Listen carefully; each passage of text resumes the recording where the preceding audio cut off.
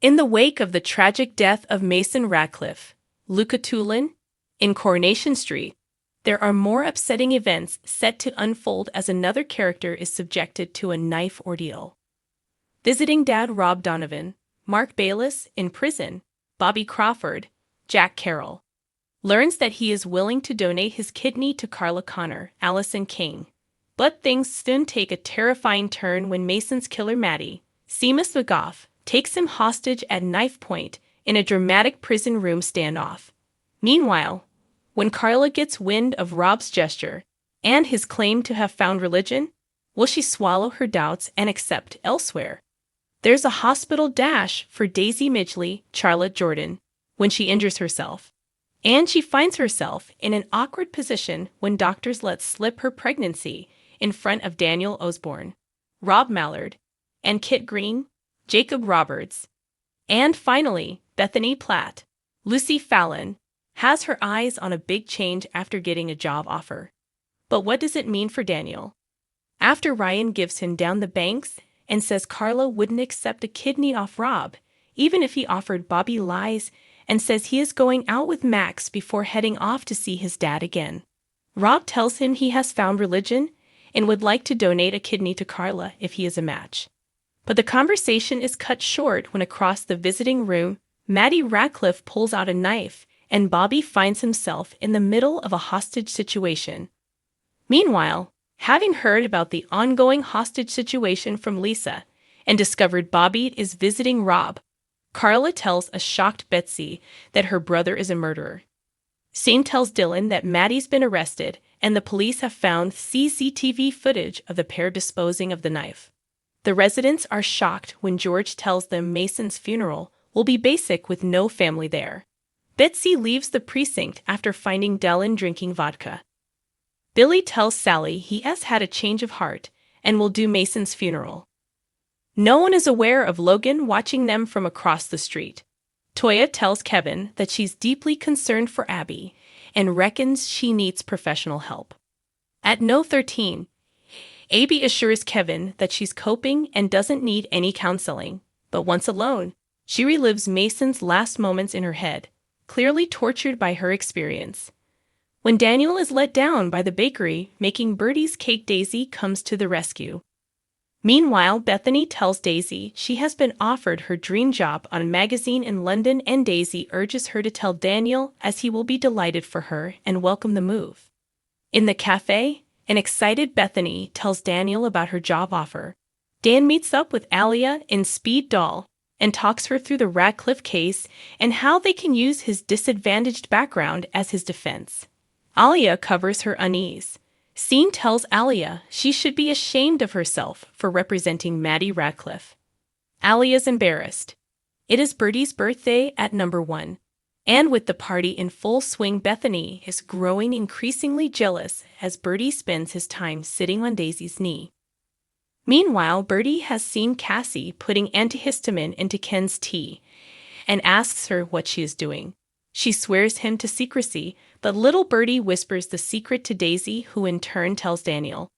When Bethany sees them whispering, she is furious and knocks back the Prosecco. The cake cutting turns into a farce with Daisy trying to help a drunken Bethany and having a nasty fall. Worried about the baby, she claims she has twisted her ankle, and Daniel offers to run her to A&E. Kit is already there. When the nurse confirms that it's fine for Daisy to have an X-ray whilst pregnant, Daniel and Kit are stunned and Daisy's heart sinks, knowing her secret is out. When Daniel confronts Cassie about putting something in Ken's drink, she claims it was sweeteners, but he doesn't believe her. At the hospital, Carla tells Bobby that Rob's religion is all an act and she'll never trust him. Bobby assures her he's a changed man and urges her to go and see him for herself. In the prison visiting room, Rob makes out to Carla how finding God has changed him, and he wants to make amends by giving her his kidney. At No 13, Abby continues to dwell on Mason's death. Debbie calls at No 13 to find Kevin visibly stressed. When Kevin admits that he's found a lump, Debbie's shocked. Debbie urges Kevin to share his worries about his lump with Abby. Kevin finds a tearful Abby in the memorial garden talking to Seb and realizes now is not the time to tell her his news. At the police station, Kit explains to Dylan that he will be charged with possession of a bladed article. Dylan listens, petrified. Max visits Lauren to find her panicking about her trial. Max does his best to be positive, but Lauren can see straight through his platitudes. Lauren steels herself and tells Max that it's best they call it a day as he's got his whole life ahead of him, while she's looking at a 20-year stretch. Max is devastated. Alia confides in Adam that she's thinking of jacking in her job as she doesn't like putting her career before her morals. Abby is still having visions of Seb, and unaware of what Kevin's going through, she tells him Alfie has a cold, so she is going to spend the day at home. Meanwhile, Kevin sees Dargadas, who refers him for tests. Unable to speak to Abby, an upset Kevin confides in Tim about his cancer worries before returning home and finding Abby asleep on the sofa with Alfie. He takes Alfie upstairs, but when Debbie lets herself in, Abby wakes up and accuses Debbie of taking Alfie. As Debbie leaves, Abby tries to defend her overreaction, and Kevin blurts out that he has found a lump and may have testicular cancer. Abby reels in shock. In the cafe, Abby opens up to Roy and admits that she's been suffering flashbacks of Seb's final moments and hearing his voice.